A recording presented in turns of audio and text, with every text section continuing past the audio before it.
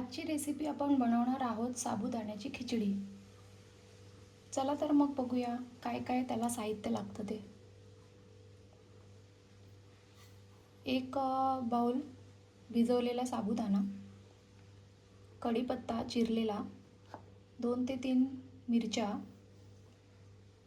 शेंगदाण्याचा कूट आणि फोडणीसाठी जिरे आणि तेल। कढई ठेवलेली आहे, त्याच्यामध्ये आपण 1 चमचा तेल घालूया।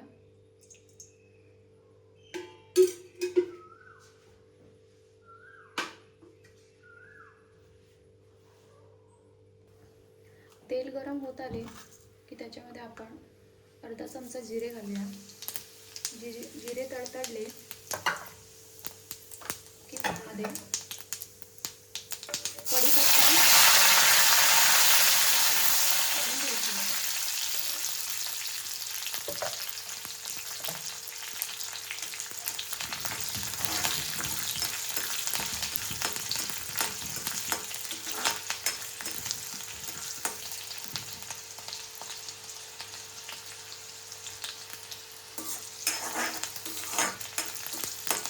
मिरची आणि कढीपत्ता थोडे फ्राय झाले की त्यामध्ये आपण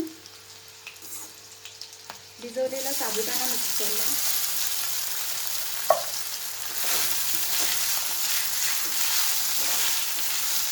आणि तो परतून घेऊया।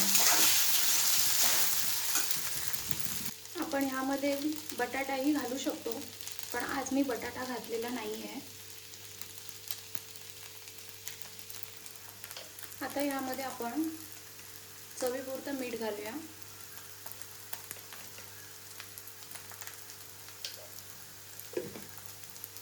आणि परतून घेऊया।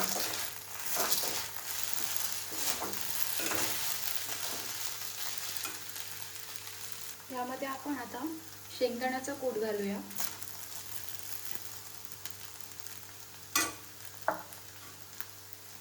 परतून घेऊया।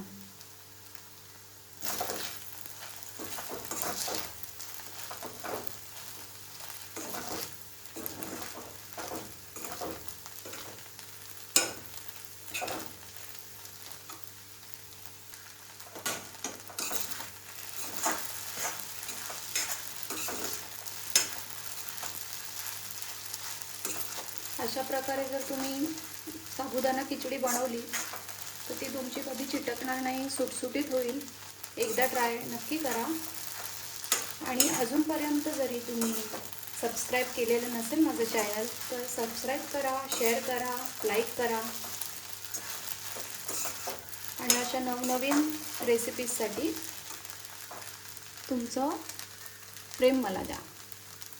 आणि शेवटी थोडी चिरलेली कोथिंबीर वरून भुरभुरा।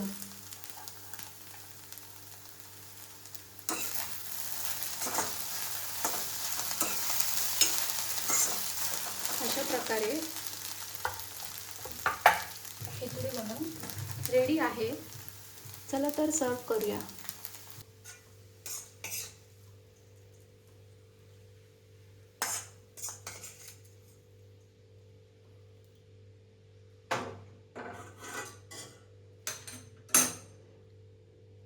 कशी वाटली साबुदाणा खिचडी?